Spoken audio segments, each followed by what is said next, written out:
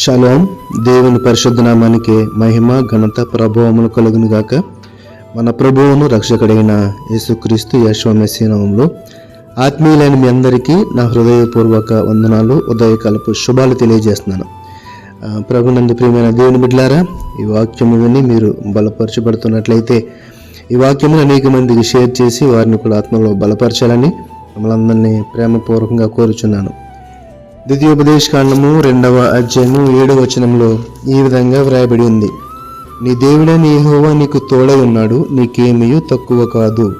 నీ దేవుడైన యెహోవా నీకు తోడై ఉన్నాడు, నీకేమీయూ తక్కువ కాదు. ఈ మాటను మనం చూస్తే గనక మనము కలిగి ఉన్న దేవుడు, మనము కలిగి ఉన్న జీవము గల తండ్రి, ఆయనను బట్టే మన అతిశయము, ఆయనను బట్టే మన సంతోషము, ఆయన బట్టే మనకు సమాధానము. చూడండి, ఇక్కడ నీకేమీ తక్కువ కాదు. తండ్రి దేవుడు ఈరోజు ఈ వాక్యం ద్వారా మనతో మాట్లాడుచున్నాడు. ఆయన్ని కలిగి ఉన్నప్పుడు మనకేమీ తక్కువ కాదు. అయితే అనొచ్చేమో, మరి శోధనలు ఎందుకు, ఈ బాధలు ఎందుకంటే ఇవన్నీ కూడా మన యొక్క స్వబుద్ధితోటి, మన యొక్క స్వతప్పిదాలతోటి మనం తెచ్చుకున్న శ్రమలే మన శోధనలే. ఒకసారి గమనించుకుంటే కనుక ప్రతి శోధనకు, ప్రతి ఇబ్బందికి కూడా మన యొక్క ఆలోచన విధానము దానికి సరిపడుతూ ఉంటుంది, ఒకసారి ఆలోచించుకుంటే కనుక.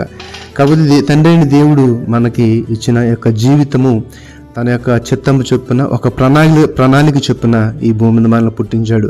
మరి ఆ చిత్తం చొప్పున, ప్రణాళిక చొప్పున బ్రతుకుచుకుంటే కనుక మనం శోధనలో పడకుండా దేవుని యొక్క సమాధానంతో సాగిపోగలవారము. అయితే దానికి విరోధముగా ఈ లోకాశలను అనుసరించి, ఈ లోక భోగాల కొరకు మనం వేసే ప్రతి తప్పటడుగు కూడా, మనం చేసే ప్రతి ఆలోచన కూడా మనల్ని శోధనలోకి నెడుతుంది. ఇక్కడ చూస్తే నీ దేవుడైన యెహోవా నీకు తోడే అన్నాడు, నీకేమీ తక్కువ కాదు. ఆయన మనకు తోడుగా ఉండి మనల్ని శాంతిలోకి, సమాధానంలోకి నడిపించాలంటే ఆయన మాట చొప్పున, ఆయన మాటకు విధేయులమై జీవించవలసిందే. ఇంకొక మాట 2వ తిమోతి 2వ అధ్యాయం 13వ వచనంలో అంటాడు కదా, మనము నమ్మదగని వారమైనను ఆయన నమ్మదగిన వాడిగా ఉండును, ఆయన తన స్వభావమునకు విరోధముగా ఏదీ చేయలేదు.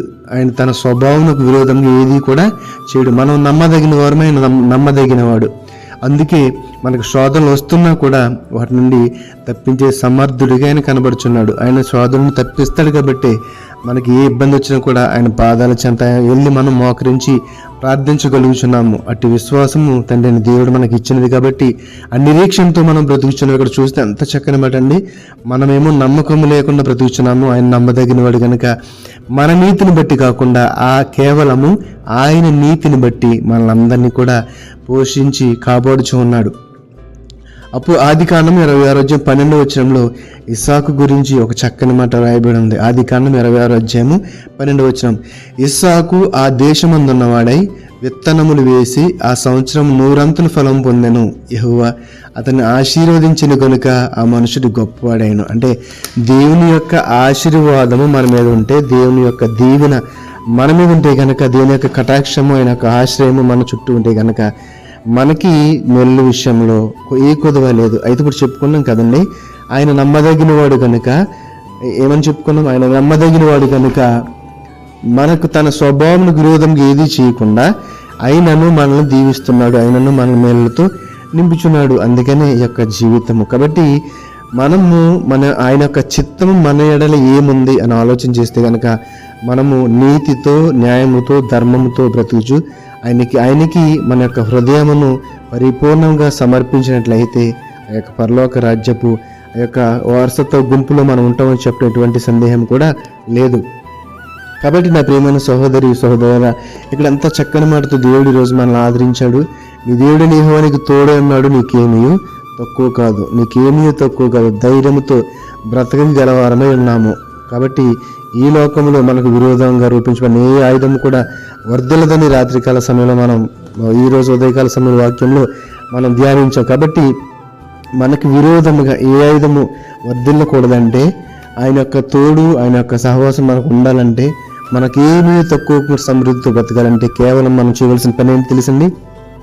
ఆయన చిత్తం చొప్పున, ఆయన అధికారం క్రింద బ్రతకాలి. అలా బ్రతికితే కనుక దేవాతి దేవుడు మనకి ఏమీ లోటు చేయకుండా, ఏది తక్కువ చేయకుండా దీవించడానికి సిద్ధంగా ఉన్నాడు. కాబట్టి అట్టి రీతిగా మన హృదయాలను ఆయనకు సమర్పించి బతుకుదాం, ఆయనకు ఆత్మలో బలపడదాం. ఈ యొక్క మాటలను దేవాదేవుడు మన ఆత్మలో బలపరిచి స్థిరపరిచిన గాక. ఆమేన్. పరిశుద్ధుల మహోన్నతుల నీకు వందనాలు, స్తుతులు, స్తోత్రాలు.